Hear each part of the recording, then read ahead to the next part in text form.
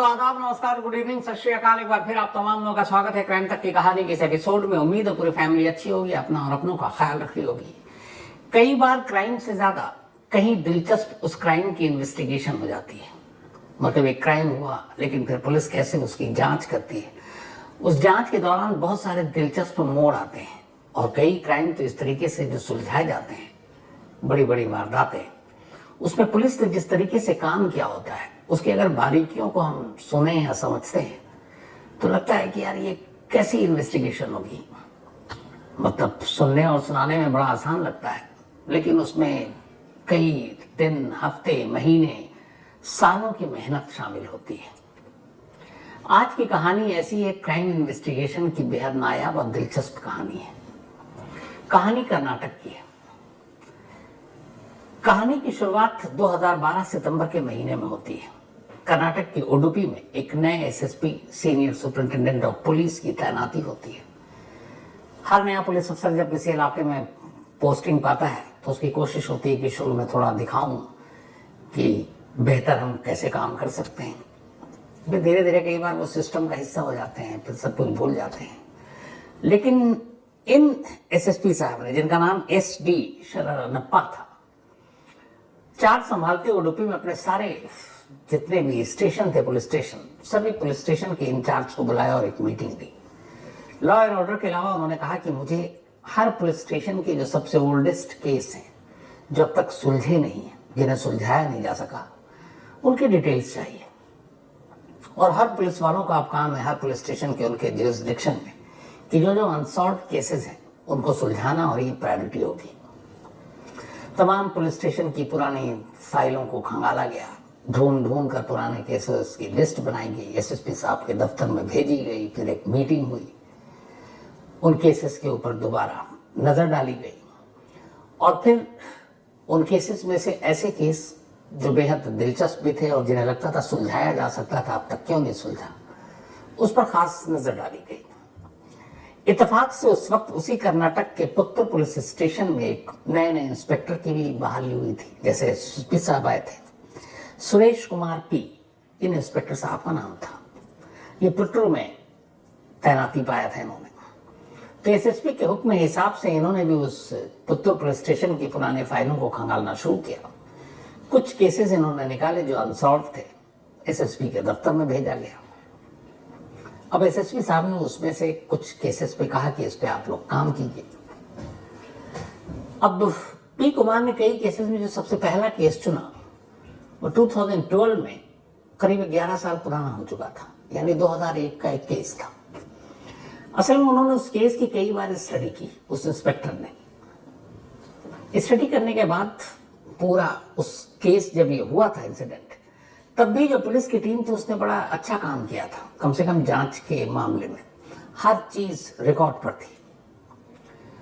तो उन्होंने केस को पढ़ना शुरू किया। केस कुछ यूं था कि 9 जून 2001 इसी पुत्तूर इलाके में रहने वाली एक मलिका नाम की लेडी पुलिस स्टेशन पहुंचती है, और पुलिस स्टेशन जाने के बाद कहती है कि मेरे हस्बैंड, जिनका नाम विश्वनाथ राय है, वो 2 दिन से घर नहीं लौटे। यानी 7 जून को उनकी आखिरी बातचीत हुई थी, और 7 के बाद वो लौटे नहीं। ऐसा 1-2 बार और भी हुआ था कि वो घर एक आध दिन नहीं आए, लेकिन फोन पे इन्फॉर्म किया था। तो अपनी कंप्लेंट या मिसिंग रिपोर्ट में मलिका राय ने यह लिखाया कि 7 जून को जब वो घर से निकले तब उनका फोन आया, और उन्होंने कहा कि दुबई से कोई एक पार्टी आ रही है और उससे मुलाकात, एक मीटिंग है, और उसके लिए हम बेंगलुरु जा रहे हैं, और मेरे साथ में मेरा बिजनेस मैनेजर, जिसका नाम विश्वनाथ शेट्टी है, वो भी जा रहा है। जो विश्वनाथ राय थे, उनकी एक फाइनेंस कंपनी थी और उस कंपनी के ओनर थे, और विश्वनाथ शेट्टी उसी कंपनी में उनका मैनेजर। तो उन्होंने कहा कि ये कहकर वो घर से 7 जून को निकले, लेकिन उसके बाद वो लौटे ही नहीं। इस दौरान मैंने 8 जून को फोन किया, जब उनका फोन स्विच ऑफ। तो फिर मैंने मैनेजर विश्वनाथ शेट्टी को फोन किया, तो उसने कहा कि यहाँ पे थोड़ी बारिश हो रही है और वो दूसरी तरफ है, मैं इधर हूँ। बट जब भी मैं उससे कहूँ कि अच्छा ठीक है मेरी बात करा दो, तो वो फोन कट कर देता था। तो ये मिसिंग कंप्लेंट थी। अब इस मिसिंग कंप्लेंट में एक चीज साफ थी कि विश्वनाथ राय अपने मैनेजर विश्वनाथ शेट्टी के साथ गए, पत्नी को बता कर गए। पत्नी ने अगले दिन फोन किया, विश्वनाथ शेट्टी ने फोन उठाया, लेकिन उसने कभी भी उनके पति से उनकी फोन पर बातचीत नहीं कराई, बल्कि फोन काट दिया। पुलिस ने इसके बाद मिसिंग कंप्लेंट लिखी, तफ्तीश शुरू की। इत्तेफाक से 2 दिन बाद 9 जून की ये कंप्लेंट थी। 11 जून की तारीख आ गई।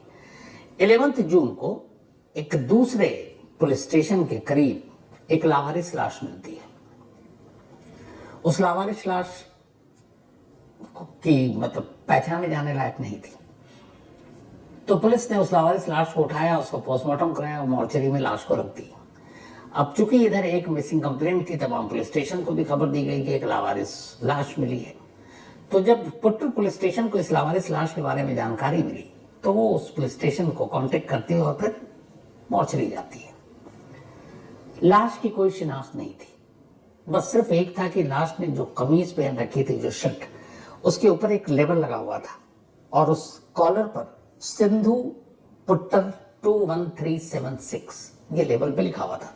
सिंधु पुट्टर 21376, बस यही था। तो वैसे ये था कि पुट्टू का ही ये कोई शख्स हो सकता है। उधर पुट्टू में एक मिसिंग कंप्लेंट थी विश्वनाथ राय की। फॉरेन पुलिस ने मलिका यानी विश्वनाथ राय की वाइफ को कांटेक्ट किया और उन्हें बुलाया। उस सरकारी अस्पताल के मुर्दा घर में ले जाया गया। वहां उन्होंने लाश देखी, कमीज को पहचान गई और उन्होंने कहा कि ये उनके पति की लाश है। अब पोस्टमार्टम रिपोर्ट से साफ था कि जो जिसकी मौत हुई है उसका कत्ल किया गया है। अब पुलिस ने मिसिंग की जगह 302 मर्डर का केस दर्ज किया, केस की तफ्तीश शुरू की। अब विश्वनाथ शेट्टी पहला मतलब जिसके ऊपर शक, जो कि आखिरी बार वही साथ गया था और उसी से मलिका की बात हुई। लेकिन वो जब पुलिस ने तफ्तीश की तो पता चला कि जब से विश्वनाथ राय गायब है 7 जून के बाद, तब से विश्वनाथ शेट्टी भी गायब है। अब 8 जून को बात हुई, ये भी था कि पोस्टमार्टम रिपोर्ट से कि 8 जून को ही शायद विश्वनाथ राय का कत्ल हुआ, लेकिन उसके बाद विश्वनाथ शेट्टी भी गायब। अब बड़ी अजीब कंफ्यूजन। पुलिस को ये भी डर कि कहीं ये दोनों किसी साजिश का शिकार तो नहीं हो गए, कहीं ये डबल मर्डर तो नहीं हो गया। पुलिस आसपास के तमाम पुलिस स्टेशन से कोई और लावारिस लाश मिली हो, इसकी जानकारी इकट्ठा कर रही है, लेकिन ऐसी कोई लावारिस लाश मिली नहीं। अब पुलिस की टीम विश्वनाथ रेड्डी के घर पहुंचती है। विश्वनाथ रेड्डी के घर में एक पत्नी और एक उनका बेटा। उस वक्त बेटे की उम्र करीब 5-6 साल थी। पत्नी से जब पूछा तो उसने बताया कि हाँ, वो विश्वनाथ राय के साथ बेंगलुरु के लिए निकले थे और उसके बाद से उनकी कोई खबर नहीं, उनका भी फोन बंद है और हमें कोई जानकारी नहीं है, हम बहुत परेशान हैं। और पता चला कि उनकी वाइफ ने भी एक मिसिंग कंप्लेंट डाल रखी है। अब पुलिस परेशान, डर सता रहा है कि कहीं ये डबल मर्डर का केस तो नहीं। लेकिन फिर एक चीज जो है वो पुलिस को चौंकानी थी, वो ये कि जब 7 जून को निकले, 8 जून को मलिका ने फोन पे बात की, विश्वनाथ रेड्डी ने फोन उठाया, लेकिन जब भी वो कहती कि मेरे पति से बात कराओ तो वो फोन काट देता। इसका मतलब है कि शक के दायरे में विश्वनाथ रेड्डी था। अब पुलिस ने विश्वनाथ रेड्डी को इधर उधर ढूंढना शुरू किया, तमाम कोशिश कर ली, वो मिला नहीं। इस दौरान में फिर पुलिस को पता चला कि उस दिन जब 7 जून को ये निकले थे, तब एक और शख्स इन दोनों के साथ था। उसका नाम था सुभाष चंद्रा। पुलिस ने सुभाष चंद्रा को उठाया और उससे पूछताछ की। सुभाष चंद्रा ने अपना स्टेटमेंट पुलिस को दिया। उसने कहा कि हाँ, मैं उस रोज साथ था, हम बेंगलुरु जा रहे थे, रास्ते में एक जगह रुके, बियर खरीदी, बियर पी। इस दौरान में विश्वनाथ राय और विश्वनाथ शेट्टी में कुछ बिजनेस को लेकर आपस में झगड़ा हो गया और उसी गुस्से में विश्वनाथ शेट्टी ने एक लोहे का रॉड उठाया और विश्वनाथ राय के सर पर मार दिया। उसकी मौत हो गई। उसके बाद उसने उसकी गाड़ी के अंदर लाश रखी और लाश ले जाकर उसने फेंक दिया। मैं घबरा गया, मैं वहां से वापस आ गया। झूठ बोलने, सच छुपाने, सबूत के साथ छेड़छाड़ करने के इल्जाम में सुभाष चंद्रा को पुलिस ने गिरफ्तार कर लिया। लेकिन असली कल्प्रिट विश्वनाथ शेट्टी गायब है, जिसके बारे में अब तक डाउट था कि कहीं उसका भी कत्ल हो गया। अब सुभाष चंद्रा के बयान से ये हो गया कि विश्वनाथ राय का कातिल कोई और नहीं बल्कि विश्वनाथ शेट्टी है। अब पुलिस ने उसकी तलाश शुरू की, हर जगह ढूंढा, दोस्तों, रिश्तेदारों, दूर के रिश्तेदारों, बल्कि कर्नाटक के बाहर, तमिलनाडु, केरल तक में कई जानने वाले थे, सब जगह। लेकिन कोई फायदा नहीं। धीरे धीरे वक्त बीतता गया। 2001 7 जून को वो घर से गायब हुआ था। 9 जून की कंप्लेंट थी और उसके बाद कहीं से भी अब विश्वनाथ शेट्टी का कातिल में नहीं रहा। 11 लंबे साल बीत गए। उसके बाद 2012 आया जब नए एसएसपी आए और उन्होंने हर थाने को कहा कि अपने पुराने केसेस को खोलो और उन्हें सुलझाओ।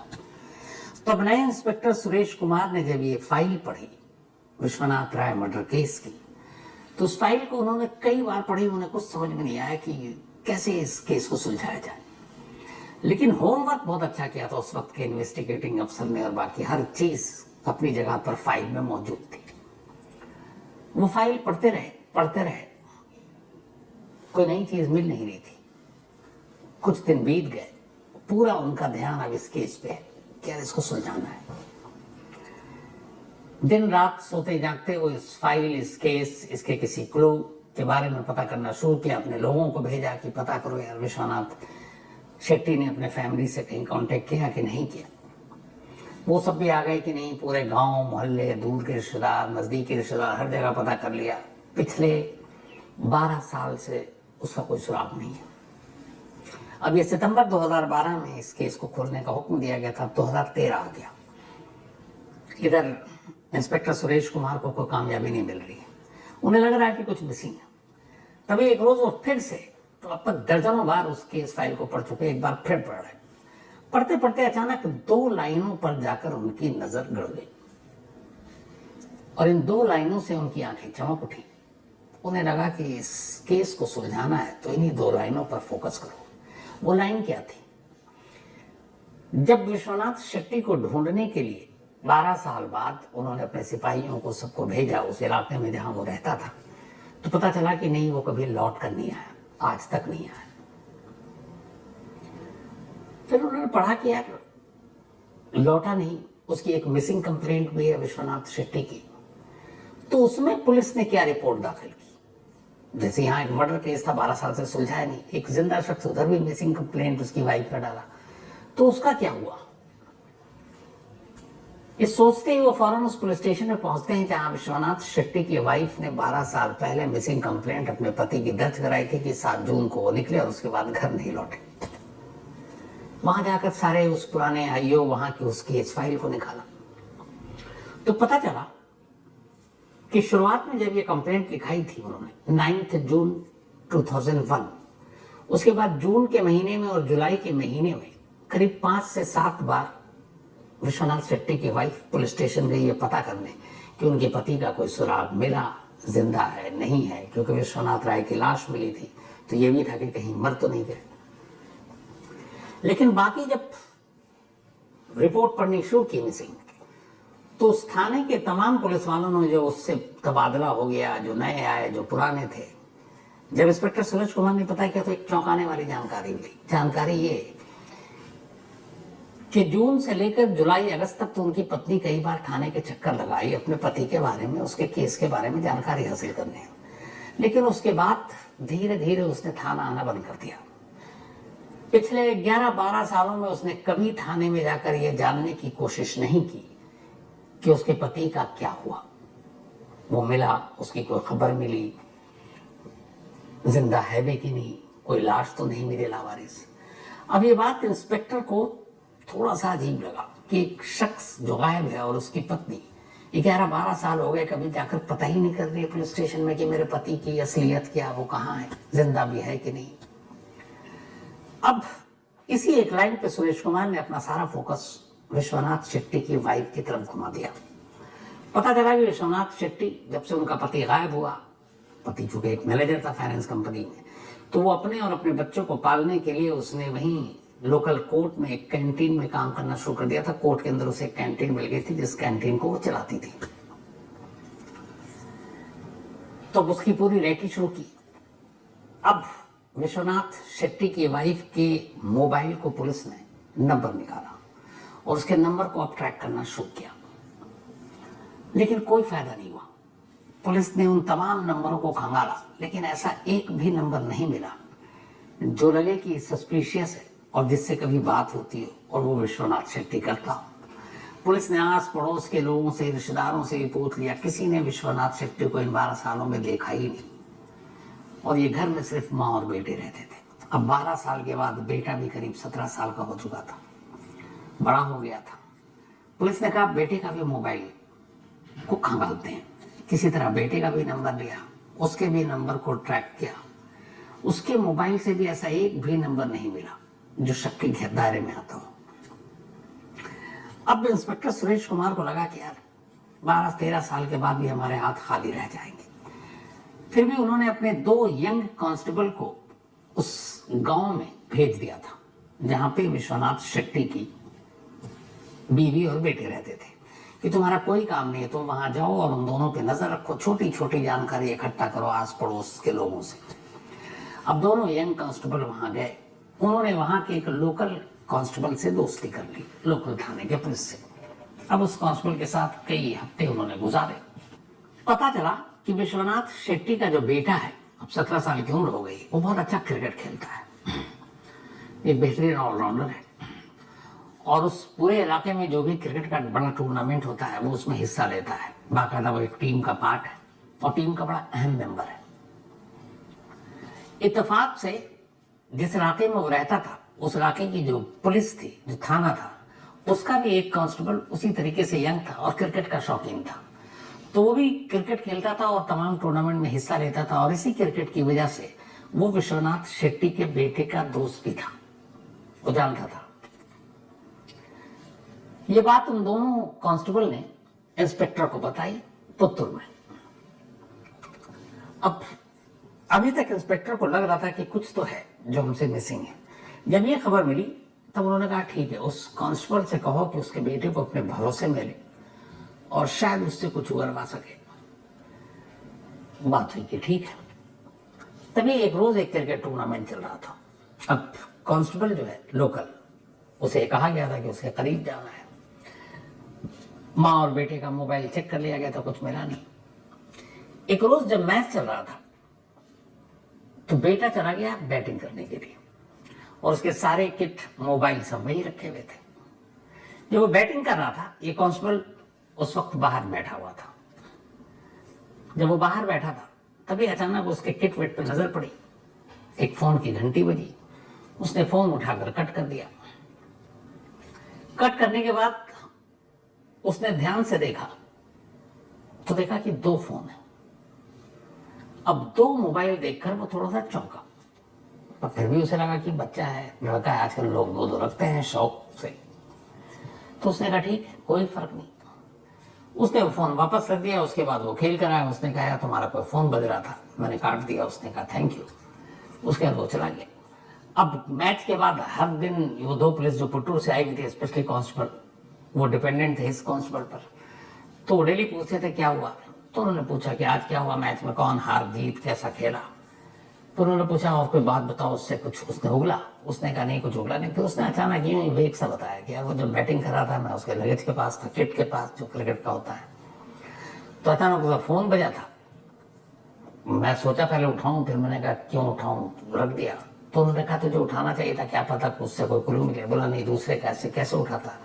और उस वक्त मैं क्रिकेट की तरफ ध्यान था, स्कोर कार्ड पर।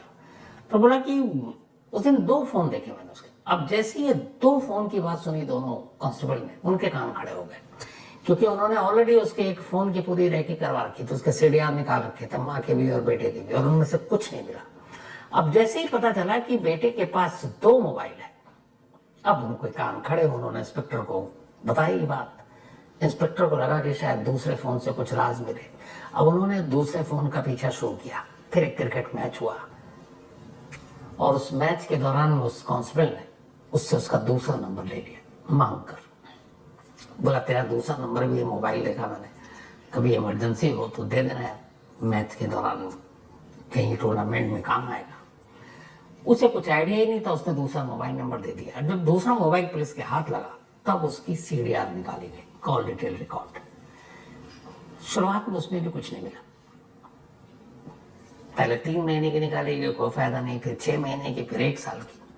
अब 1 साल की सीडीआर इंस्पेक्टर के टेबल पर है और वो देख रहा है और उसमें कोई ऐसा नंबर नहीं मिल रहा है जिस पर शक किया जाए। लेकिन गहराई से जब स्टडी की गई तभी इंस्पेक्टर चौंकता है। वो देखता है इसमें से एक नंबर ऐसा है जो सिर्फ हर 2 महीने के बाद एक कॉल करता है, आता है। अच्छा, आमतौर पर उन नंबरों को पुलिस ज्यादा ध्यान देती है, तवज्जो देती है, जो बहुत ज्यादा जिसके कॉल आ रहे हो। तो बहुत ज्यादा कॉल है तो भाई क्यों कर रहा है, उसकी फिर आप जांच करते हैं।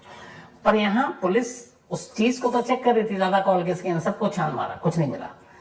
एक कॉल ऐसा है जो साल में सिर्फ 6 कॉल आए और हर 2 महीने में पाबंदी से एक कॉल आता था, उसको नजरअंदाज कर दिया। अब जब उन्होंने एक एक नंबर को चेक करना शुरू किया तो फिर उन्होंने देखा कि ये एक कॉल है जो 2 महीने में एक कॉल आया। फिर पलटा, 2 महीने पुराने गए तो देखा फिर 2 महीने में पहले आया था। ऐसे करते करते हर 2 महीने में, तो ये 2 महीने में एक कॉल का रहस्य समझ में नहीं आया। फिर अब उस कॉल के ड्यूरेशन को देखा तो देखा कि जब भी ये कॉल आता है 2 महीने में एक बार, तो कम से कम 20 से 30 मिनट तक बात होती है, और इतनी लंबी बात और किसी नंबर पे हुई नहीं है। अब 2 चीजें पुलिस के सामने कि एक कॉल था 2 महीने में और उस कॉल का ड्यूरेशन 20 से 30 मिनट, मतलब कुछ है। अब उस नंबर को पुलिस सर्विलांस पर लगाती और उस नंबर को ढूंढती कि नंबर है कहाँ का। जब उस नंबर को पुलिस तलाशती है जो हर 2 महीने में कॉल विश्वनाथ शेट्टी के बेटे के मोबाइल पर आता था, तो ये नंबर निकला तमिलनाडु के इरोड इलाके के एक जंगलों का। जंगल के पास एक बस्ती है और ये वो इलाका है जो कभी वीरप्पन, चंदन तस्कर वीरप्पन के छुपने का एक ठिकाना रहा था। अब पुलिस को लगा कि ये तमिलनाडु के इरोड से ये नंबर है जहां से ये कॉल आता है, तो वहां कौन हो सकता है। फौरन पुलिस की एक टीम को अभी रोड भेजा जाता है। वहां पे उसकी कुछ तस्वीरें थी पुरानी, लोग लेकर जाते हैं, ढूंढते हैं खामोशी से पुलिस वाले सिविल ड्रेस में कि भाई इस बंदे को आपने कहीं देखा है, देखा है, देखा है। इत्तेफाक से एक बंदा उस फोटो को देखकर पहचानता है, पर वो कहता साहब आप जिसे ढूंढ रहे हैं वो नहीं है, ये तो राज साहब है। कहता नहीं, इनका नाम विश्वनाथ शेट्टी है। बोला नहीं, ये तो राज साहब है, यहाँ राज फाइनेंस है एक, और ये उन्हीं की फाइनेंस कंपनी है। अब ये फाइनेंस मैनेजर रहा, पुलिस से कान खड़े हुए, उन्होंने कहा चलो उसी राज को ढूंढते हैं। अब वो करते करते वहीं पे एक घर में पहुंचते हैं। अगस्त 2014 की बात थी। पहुंचते हैं, जिस घर में पहुंचे घंटी बजाई, दरवाजा खुला, सामने वही 13 साल पुराना विश्वनाथ शेट्टी खड़ा था। जैसी नजर पड़ती है पुलिस उसे अपने साथ लेती है और वापस पुत्र लेकर आती है। 13 साल पुराना एक कातिल, एक क्रिकेट मैच और एक लड़का जिसके मोबाइल पर एक कॉल जो हर 2 महीने में करता था और 20 से 30 मिनट बात करता था, इसके जरिए यानी एक क्रिकेट मैच के थ्रू एक कातिल 13 साल बाद पकड़ा गया। अब उससे पूछताछ शुरू हुई, तब उसने कहा हाँ, बिजनेस के लेन देन को लेकर मैंने मारा। तो फिर पुलिस ये जानना चाहती थी कि आखिर 13 साल तक ये छुपता कैसे रहा। उसने बताया कि मैंने मर्डर के बाद मैं केरल चला गया। केरल में एक डॉक्टर के फार्म हाउस पे मैंने नौकरी की। मेरा काम अच्छा था, डॉक्टर साहब मुझसे खुश हो गए। फिर उन्होंने मुझे तमिलनाडु के इरोड इलाके में ले आए। वहाँ पे भी उनका एक बड़ा सा फार्म हाउस, उसकी देखभाल करता था। फिर मैं उनके फाइनेंस के बारे में उनको जब मैंने सजेशन देना शुरू किया तो और खुश हुए। फिर उन्होंने मुझे पैसे दिए। फिर मैंने अपनी राज फाइनेंस कंपनी शुरू कर दी और यहीं रहता था। मुझे मालूम था कि पुलिस लगातार मेरे घर, खासतौर पर मेरी बीवी और बेटे पे नजर रखती है। तो कभी कभार साल में एक बार मैं बीवी को यहीं तमिलनाडु में बुलाता था और यहीं एक गेस्ट हाउस पे, अपने घर में भी नहीं बुलाता था क्योंकि खतरा नहीं चाहता था। तो वहीं एक छोटे से किसी कस्बे में ले जाता, वहाँ एक गेस्ट हाउस में हम 2 से 3 दिन तक बीवी और बेटे के साथ रहते। फिर वो अपने गांव चली जाती, मैं इधर रुक जाता। और 2 महीने मैंने उनसे कह रखा था कि तुम लोग मुझे कॉल नहीं करोगे। हर 2 महीने में एक दिन मैं कॉल करता था और वो जो फोन था उस नंबर पे करता था जो बीवी और बेटे के नाम पे रजिस्टर्ड, सभी के पास, दोस्तों परिवारों के पास नंबर था, उस पर नहीं, बल्कि एक नया सिम था और वो सिम किसी और को पता नहीं था। तो उसी सिम पे मैं 2 महीने में एक बार कॉल करता था। बट मुझे अंदाजा नहीं था कि क्रिकेट मैच की वजह से मैं पकड़ा जाऊंगा। विश्वनाथ शेट्टी खुद इस पूरी इन्वेस्टिगेशन की लाइन को सुनकर हैरान रह गया था। खैर पुलिस ने उसे पकड़ा, उसके बाद जेल भेजा, लेकिन साल भर के अंदर अंदर वो जमानत पर बाहर आ गया। जमानत के फैसले पर भी हैरानी हुई मलिका। इसके बाद लोअर कोर्ट में मुकदमा चलता रहा। 14 में वो पकड़ा गया था, 2014 में पकड़ा गया था। उसके बाद साल भर के अंदर वो बाहर, मुकदमा चलता रहा। 2021 में आखिरकार लोअर कोर्ट ने अपना फैसला सुनाया। 13 दिसंबर 2021 को जो जज थे उन्होंने अपने फैसले में कहा कि एक तो कत्ल जैसा संगीन जुर्म, लेकिन उस कत्ल के बाद इस कातिल ने जिस तरीके से कानून और दुनिया से खुद को छुपाया और उस छुपाने के लिए जो साजिश रची, इससे पता चलता है कि इसका दिमाग कितना शातिर है। इसलिए ऐसे कातिल, ऐसे मुजरिम के साथ रहम की कोई गुंजाइश बनती नहीं है, इसलिए इसे उम्र कैद की सजा दी जाती है। 2021 में लोअर कोर्ट ने उम्र कैद की सजा सुनाई विश्वनाथ शेट्टी को, और तब से वो जेल में है। और इस फैसले के खिलाफ अब उसने कर्नाटक हाई कोर्ट में अपील कर रखा है। तो ये थी आज की कहानी, एक पुलिस के क्राइम इन्वेस्टिगेशन की एक तरह से दिलचस्प कहानी। वैसे भी वर्ल्ड T20 चल रहा, और यहाँ कहा है क्राइम की दुनिया में क्रिकेट ने क्या रोल प्ले किया कि कातिल को 13 साल बाद सलाखों के पीछे पहुंचा दिया और फिर उम्र कैद की सजा भी दिलवा दी। तो कहानी में इतना ही, लेकिन कहानी खत्म करूं उससे पहले वही अपना सिलसिला। आज अभय, इनका जन्मदिन है, तो हैप्पी बर्थडे अभय। और ये सुनीता जी और उमेंद्र चौरसिया जी, इन दोनों के बेटे हैं। साथ ही जगदीप सिंह, इनका भी आज जन्मदिन है, तो हैप्पी बर्थडे जगदीप। और ये मानसा सिद्धू मूसेवाला जी का जो गांव है वहां पंजाब से हैं। इसके अलावा अनिल कुमार, इनका भी आज बर्थडे, हैप्पी बर्थडे अनिल, भेजा है जगदीश ने। साथ ही रिंकू, इनका भी आज बर्थडे है, तो हैप्पी बर्थडे रिंकू, और भेजा है जग प्रताप सिंह ने। साथ ही मोहम्मद इमरान, इनका भी आज बर्थडे है, तो हैप्पी बर्थडे इमरान, भेजा है सुलेमान ने। और अनीता, इनका भी आज बर्थडे है, तो हैप्पी बर्थडे अनीता, और ये भेजा है गुरविंदर एंड रानी, उनकी बेटी है। इसके अलावा शेखर बदाके ji, thank you so much. Mail और मैसेजेस तो आते हैं, आपने बहुत ही खूबसूरत हैंडराइटिंग में एक खत भेजा, लेटर भेजा, और आपके इस प्यार के लिए शुक्रिया।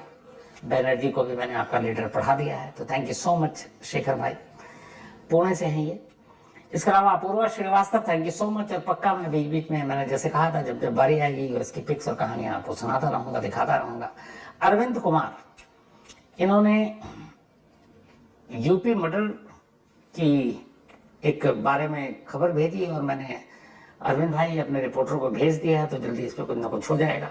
सुधीर दहिया, कहानी की फरमाइश की, अमित टोरेंटो से, thank you so much Amit भाई। इसके अलावा महेंद्र, एक कहानी की फरमाइश की है। संजू भैया, सॉरी संजू भाई, न्यूयॉर्क में आपसे मुलाकात नहीं हुई, लेकिन ये शिकायत आपकी गलत है कि मैंने कॉल नहीं किया। मैंने आपको 2-3 बार कॉल किया, आपने जो नंबर भेजा था, लेकिन एक बार भी वो कॉल नंबर मिला नहीं, पता नहीं क्या वजह थी। इसके अलावा सुमोन चटर्जी जी, थैंक यू सो मच, इन्होंने कहानी की फरमाइश की है। और संजय कुमार, संजय साहब ने, शायद बैनर्जी ने कोई, इन्होंने पूछा था कहानी के दौरान। लोकेंद्र सिंह, अपने पुराने साथी लोकेंद्र के बारे में कि वो हैं कहाँ, कुछ बताते नहीं है, तो लोकेंद्र कुछ वजह थी इसलिए वो यहाँ से चले गए, और अब वो लखनऊ में हैं, और लखनऊ में अच्छा खासा काम कर रहे हैं। तो कहानी में आज इतने, आपसे मुलाकात होगी कल रात 9 बजे किसी नई कहानी के साथ। तब तक अपना और अपनों का ख्याल रखिएगा। Thank you very much. तो दोस्तों, आपको कहानी कैसी लगी कमेंट सेक्शन में ज़रूर बताएं। अगर आपको इस कहानी से शिकायत है तो हमारी मेल आईडी पर मेल करें, हम इस कहानी को चैनल से डिलीट कर देंगे। और अगर आपको कहानी अच्छी लगी हो तो लाइक एंड सब्सक्राइब करना ना भूलें। इससे आपका तो कुछ नहीं जाएगा, पर हमारा मोटिवेशन ज़रूर बढ़ेगा। धन्यवाद।